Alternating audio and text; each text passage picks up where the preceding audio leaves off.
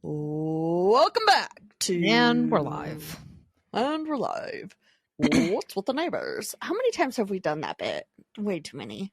Too many. What's with the neighbors? What's with the neighbors? What's with the neighbors? What's with the neighbors? What's with the neighbors? Do you know what I was doing today? What? So I was going through Crying. like 4 years worth of mail because like we just have a mail pile in our pantry that we're like, because we don't want to get rid of it and we still haven't bought a shredder yet. We say like we're going to burn it. We just haven't yet. Okay. And we always forget about it. And so we have all this mail. And so I was like, all right, I need to go through it because some of the stuff is newer and I can probably get rid of it, like catalogs and stuff. Yeah. And your card that you got me, the Bob Ross card on my first birthday that we knew each other, it was so sweet. You're like, I know we Aw. barely know each other, but I feel like we've known each other for forever and you're just a good friend and blah, blah, blah. And I was like, oh, I miss her. I also found over a $400 check that we never cashed. From who? A company that we give money to for a loan. And like the thing is that like I was getting mail saying that, oh, it was like a lawsuit thing saying like, oh, you are entitled to this money and you should get this money back. And we're like, oh, scam. It's not. It was not a scam. We actually were just never cashed the check, but it's too late. So we have to figure out what to do. I mean, Can you Who'd try you to call? cash it?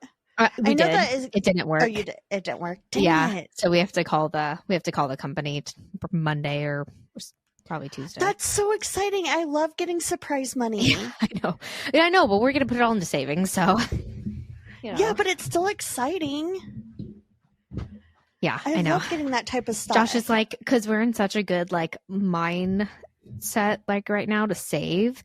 Yeah. So we're like trying to put everything that we have into savings. And then he's like, man, months ago, if we would have gotten it, or a year ago, if we would have got this, we would have just blown it. It's a good thing we got it now. I'm like, yeah, we can't even use it now. That's so cool. This is What's with the Neighbors. That's Bree. Oh yeah, that's Amy. Sorry. And Bree, that's okay. Bree, I have a question for you. Okay. What is something that made you nervous this week? Everything. Oh my gosh.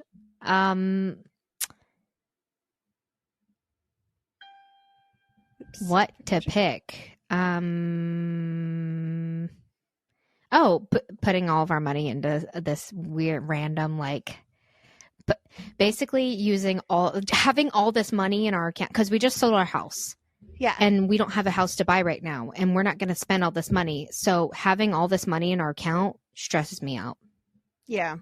Like it should not stress you out, and it's not in our checking, it's in our savings, but I'm like, oh my god, I don't like this amount of money. Like I don't like seeing that we have this I don't like having like control or the power over something. So I'm like yeah, we're being really smart with it.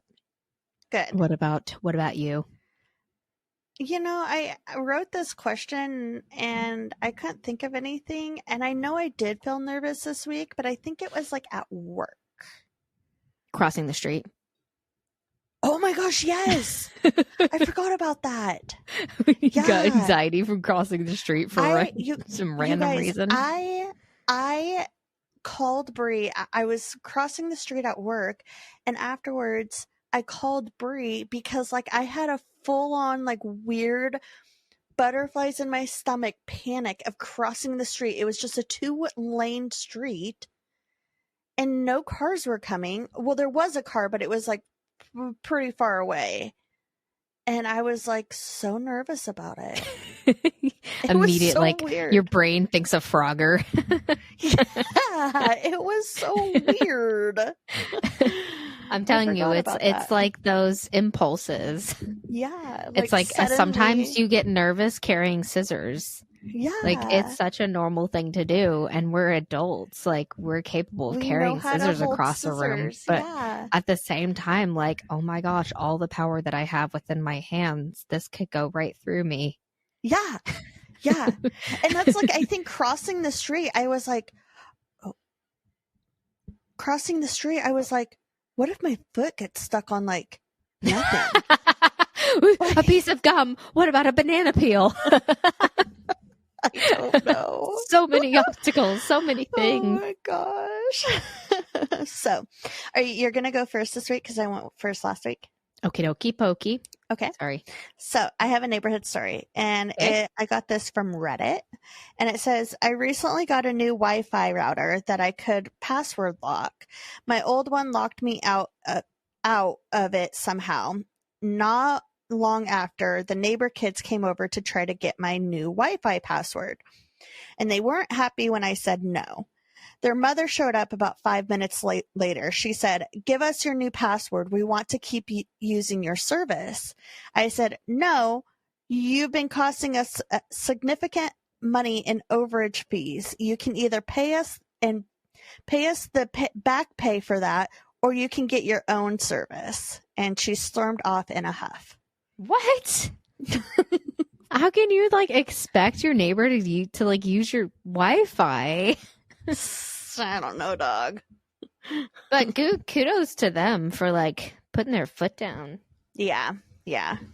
What's your Wi-Fi password? Do you or not password, Wi-Fi name? Do you have anything cool? No, it's like No. Shamrock something. That's lame.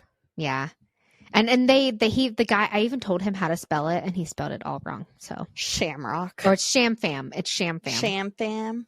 Yeah, That's right. he spelled it wrong. Yeah, I was mad. What's yours? Dead router tell no tells. Of course it's Disney. I love it. Oh, that's right, because y'all just changed it again, right? Yeah. It was a You whole told me that. thing. Yeah. All right. I don't want you to tell my story. Your story. I'm so excited. So, as I've told you, I have. Oh, so this story, I have wanted to do it for some time now. I know I say that a lot about my stories, but this is definitely one I've wanted to really, really, really do for some time now. But one, I haven't found a lot of like valid information on it or like Okay. up to date information, and just like Mhm. not a lot. Yeah, so I really wanted to do this story together, but I couldn't find too much. At the time, I couldn't find too much information on it. And for this week, you sounded like you had a story in mind. And also, I didn't want you to find out all the dirty deets on the paranormal stuff. So, because in order to get to your part, you would have to like know the paranormal stuff. It's required. So, Oh, okay. yeah, there's a little bit of true crime in it. I will touch on it, but just lightly in case you decide to go into it later. Okay. So, a lot of my information came from, thank God, a Netflix documentary series, whatever. It's not a series. It was like one episode, that came out recently. It came out just in October, and it's called Devil on Trial. Ooh, I haven't heard of that. They did a good job. They did a very good job, because I have not ever seen a documentary of this story where they're like all full on telling stories. Like the people involved? Like, yeah. So Okay. for a while, like when I was researching it in the past, one of the specific people that was very important denied that, like from the research that I was finding, that was saying that he denied anything happened, but that's not true. He did not. It was just like internet rumors or whatever, or what people said in books, or Right. I don't know. Because there's a lot of like take on it. And Okay. also a haunting, I got some information from them, but I don't trust them that much, because a lot of their information from what Netflix says was like way off, and the interviews with the people involved on Netflix were like way more in depth, and not just them answering like saying like it was so terrifying and then going to the clip and being like, I didn't know what was Right. going to happen next. Just like Right. getting like clips of their words. Like they didn't get the whole story. They just got like clips of them saying like things like it was terrifying and all this crap. Right. So, and also I know in Sleepus and Salcha, the lady that we had spoken with in the past, Yeah. her story was done dirty by, I believe, a haunting as well. Maybe it was Alaska haunting, and they fabricated and like Hollywooded up her story as well. So Right. happens. Anyway, so let's get to the story. of the possession of David Glatzel and Arnie Johnson. Okay. Not one, but two possessions. In the same house, do you think? You're You gonna will tell me. find out. Sorry, I will find out. Get Slow your down, Amy. sage, light it up, people. Bless your homes, spray your holy water, and grab your crosses. Put your Because you're in blood for a over doozy. Over the door? door threshold. Nope, I don't think that. Oh. I don't know. Anyway, okay. So All right. the Glatzel family was Carl Sr., Judy Glatzel, and their children Debbie, Carl Jr., Alan, and David. They lived in Brookfield, Connecticut. They were pretty normal family, very close knit, and the story begins in the summer of 1980 when Debbie, the oldest sister, planned to start a life with her boyfriend named Arnie Johnson. That's so soon. I kind of, yeah. In the 80s. Dude, the 80s were like 40 years ago. But okay, I understand what you're saying. But Brie, like normally we're hearing about these things that are happening in like the 20s and the 1800s. Yeah. And Exorcisms were, pretty popular. They were starting to make a comeback in the 80s. The Exorcist movie came out. Everybody's like, oh my gosh, I'm shaking. Or, oh my God, I'm PMSing. I am having possession feelings. I need an exorcism. Possession feelings. I don't know. I'm having symptoms of a possession. I need an exorcism right now. Of a possession. Just Google it.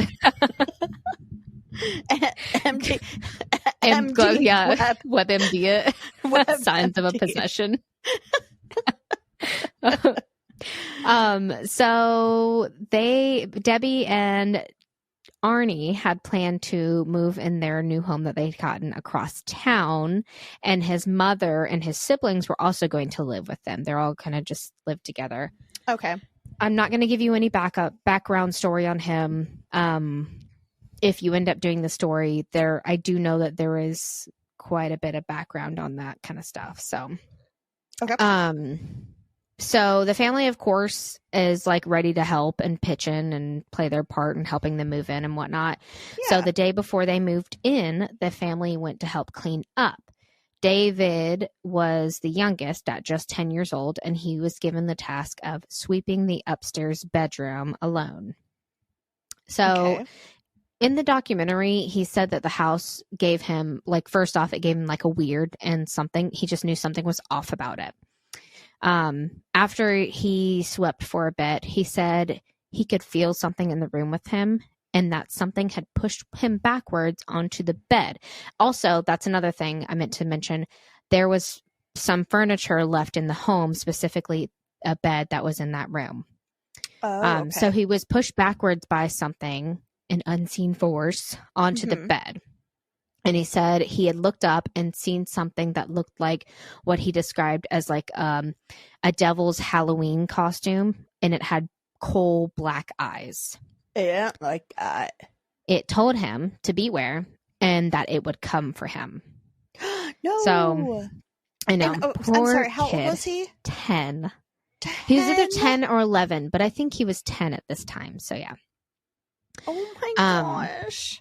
So the family noticed that David had come out of the house upset. No one knew why. He wasn't telling anyone anything, but he just knew he wanted to go home. He did not want to step back in the house. Eventually, they went home. And that evening, he did end up telling this information to his family. And of course, they assumed what every parent would assume, that he was making it up, or maybe he was just tired. According to a haunting... David on a haunting show, David said that David had a vision of an old man in the house while he was at his home. He said he had a vision of an old man at the house, and that there was an animal there that was scared of something, that was scared of the old man, and it was scratching at the door trying to get out. No. And they're like, okay, whatever, go to bed. Mm-hmm. So after going to bed, David had recalled, and Also, I'm not sure like what exact night this kind of stuff happened, so don't quote me. Okay. I just know this was after this. After going to bed one night, David had recalled seeing something that was coming like to his house. It was like a vision or like a feeling. And then he looked out of his window and he could see a figure standing outside watching No. him. And it just like David. disappeared just like that. No. So Debbie and Arnie went back to the house like the next day, and they came to the house and found scratch marks all over the door. Because remember, he had said that there was an animal in the house trying to get out. And they Dude. guess they didn't notice them before. So they must have been new. I don't know. Oh no. So the family was Catholic. Oh, sorry. This obviously made him, they were like, we're not moving in. Forget about it. Sure. Yeah. On the documentary on Discovery or whatever, it did say that like his mom was upset about it because like she had put all of her money into it, but they're like, no, we're not living here. So Well, I think yeah. she still moved in, but I think they just decided no on it. That's like such a normally white people just like move in anyways. I'll just get it blessed. That'll be fine. It'll be okay. It's just like a familiar voice. Oh, remind me to tell you what happened this morning. Anyway, okay. So the family was Catholic, and with David's strange behavior, he like was telling of everything that he was telling his mother. She had called a priest. Like nothing crazy had happened yet, but from what he was talking to her about, she did end up calling a priest. I kind of, from what it sounded like she just like immediately jumped to conclusions and it's like, you need an exorcism. Like what I was just saying. But also like, I don't blame It's her. odd. Yeah, I know. And like, for the time that it was in with like the movie The Exorcist coming out and like all this crazy stuff happening, it was just a very big hype thing, I think, too. So That makes sense. And they're Catholic, so yeah. So she called their priest, Father Dennis, I believe, who agreed to come bless the home with holy water and oil and incense. And after this, they figured that would work and it made them feel comfortable. But that night, David ended up waking up at 3 a.m. screaming that the beast was coming for him and that it was over the house and to not open the door. It's evil. The house shook and the lights flashed on and off, and all of the family agreed that they felt it. Earthquake, obviously. Yeah, obviously. So seriously. I mean, it could have been. Yeah. Alan in the documentary, one of the brothers, compared it to what he believed, like what he would imagine a UFO abduction would feel like flying over the house, and I thought that was an interesting way to compare it to something. Yeah, yeah, it's like shaking. He said he called glass breaking. How are we? Are we all getting abducted so that we would all know felt like exactly this one time that I got abducted by aliens. Yeah, like that's such an odd. Nobody can relate to that. I know. Well, he compared it now. So, I mean, you've seen movies and stuff like that. Like a lot of times that happens in movies. So maybe that was his best way of. Yeah. So they were all pretty convinced that they were dealing with something paranormal for sure. And they reached out to a neighbor who knew a psychic. The psychic was Ed Warren, the demonologist, and Lorraine Warren, who was the psychic. Okay. So they at the time were in their prime of ghost hunting. They had just been involved in Amityville Horror, so that kind of just like made them pick up and made them super famous. Judy, the mother, had called them up, and they immediately were like, they grabbed their attention. They're like, hey, can we bring a doctor to check your son out? And she's like, of course. So they brought the doctor. He passed with flying colors. Nothing mental or anything was going on with him. No seizures, no past history or anything. Right. When first meeting Ed wanted to provoke whatever it was and asked it to prove that it was there by knocking on the table 3 times. And all of a sudden, it felt as if the kitchen was shaking and something was violently beating on the table 3 times. They said they compared it to like a sledgehammer, something like really heavy beating on the table 3 times. Oh my gosh. During this, Lorraine had said that she had seen a dark, evil mass standing next to David, and they confirmed that this was something demonic. Brie, I don't like this. You know, so things got worse. Obviously, they're not going to get better at this point.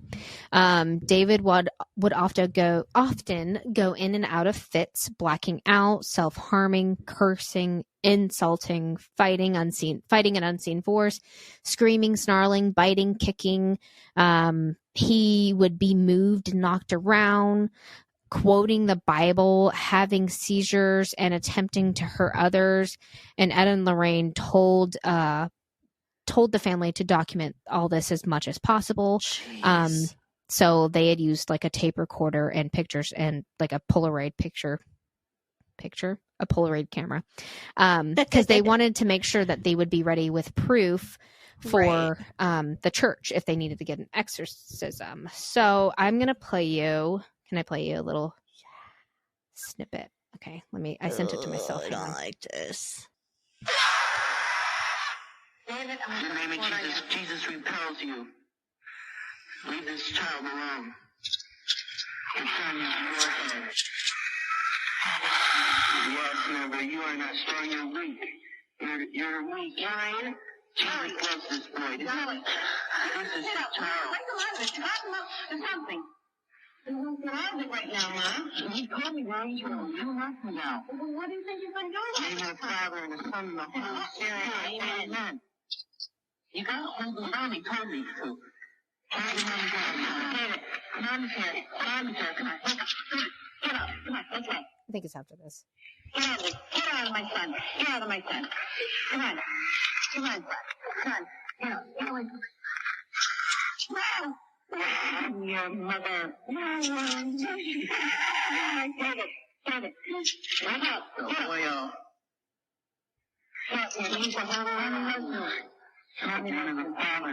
Okay. But that's just like a clip. You can look up multiple clips of it on YouTube. There's lots of different things. I like the part where she's like, "Get out of my son! Get out of my son!" I know. Like it's like, She's "Get out like of my so house! serious. Get out of here! Shoo! Get out! Go of here. on and get."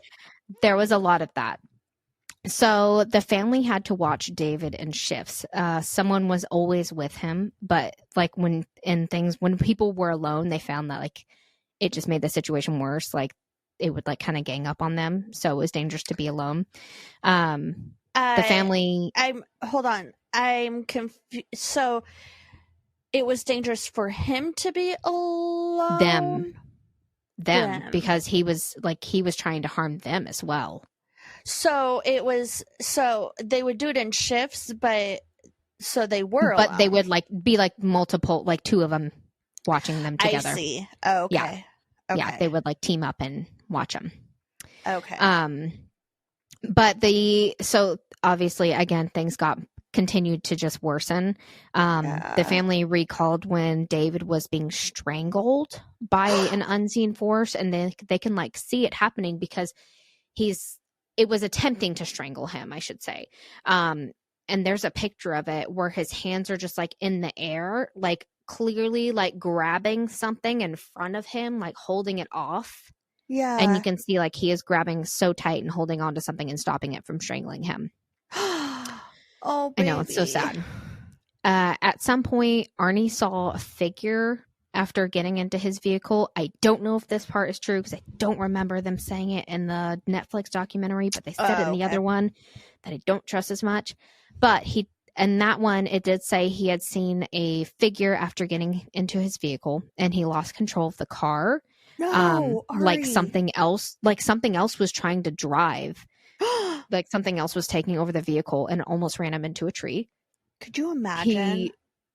I know. No, not cool. Is this my ex? No. So he told this to a priest, and the priest gave him a crucifix. And when he came back to the house, David somehow knew exactly what had happened, where he had gone, and who gave it to him. Like he Whoa. was just knowing things. Also in the documentary, it mentioned that whenever Ed and Lorraine first came, and I don't know if this actually happened, Mhm. it mentioned that when they were coming into the house for the very first time, Ed tripped a little bit on one of the steps, and they came inside, and David was like, "Why'd you trip on the step?" And he's like, "How did you know that?" But like he just knew things that were happening that he wasn't even No. around. So something was Because I whispering in his fell, ear. David. David, oh my God, David. So he then told him that, after he told, like, he knew where he got this crucifix cut from and stuff, he then, like, I guess came out of this trance, and he's like, hey, the demon went back into the well at the back of your house. And Arnie's like, there's no well back there. There's no well in our house. And he's like, yes, there is. So him and Debbie went back to the house to go see if there was a well. And sure No, enough, don't do Arnie that. found one. And there was also a figure with dark pits in the eyes. No. So finally, Ed and Lorraine came to the conclusion that they needed to do an exorcism. Given the major process that given the major process, why can I not say process? Given I the don't major process, it takes time. But they were able. I'm sorry. Can we back up for a second? Yep. Because David is I'm jumping around a little bit. Yes. And then Arnie's not possessed. The dad comes home. Arnie. Is that the Arnie, dad? Arnie, no. The dad is not involved hardly at all. Who's I'm not Arnie? going to mention the dad at all. Arnie is Debbie, the oldest sister, her fiance or her boyfriend. Okay. So Arnie goes for this drive, almost loses control or whatever, tells a priest, he gets the crucifix, he comes back, David says, hey, I know where you were, what you were doing, and everything like that. And then he comes out of his possession. Yeah. And says the demon went back into the well. Yeah, it's almost like it left him and it went into the well where it hides. Okay. So why are we doing an exorcism then? Because it's still in him. Because things are still happening. It's still attached to him. It's clinging to him. Yeah. Okay. Yeah. Gotcha. So we're back at the well to see, and Arnie he sees this figure. Okay. Yeah. Sorry. I just had to make sure I heard what you said was correct. Yep. Okay. And like I said, I'm going to be jumping around a little bit because I was trying to get information from two documentaries, and like one was one person's take and one was another person's take. So yeah. Okay. So yeah, Ed and Lorraine wanted to, they decided to do an exorcism for sure. They did get approved for a minor exorcism. I'm not sure what the difference is between a giant one or a normal one versus a minor one. I know mild and hot. A demon mild, is a demon. Hot, minor. Yeah. So I get, because the church wasn't just giving them out like candy then, because they were just like getting judged so much for it back then. Well, and also with lots the of stuff movie was coming out. Yeah. It did not give them a great name. Yeah. They had to be careful. So David admits to going to remembering to going to the church and like going into the church. And then as soon as they started saying prayers, he just like blacked out. When they began praying, the room's temperature dropped. He started growling. He hissed. He called the priest names like fat dick pork chop. Love that for him. I do too. I really do. Not calling a priest that, but just saying that combination of profanity is just chef's kiss. We're such children. So all the siblings and Arnie even was there. They all held him down because he had to be restrained. He was bending into positions that were not normal. Some sources say that furniture moved on its own during this. And when a crucifix was placed onto his head, when the crucifix was placed onto his head, it sizzled and his tongue swelled, and he started to turn blue.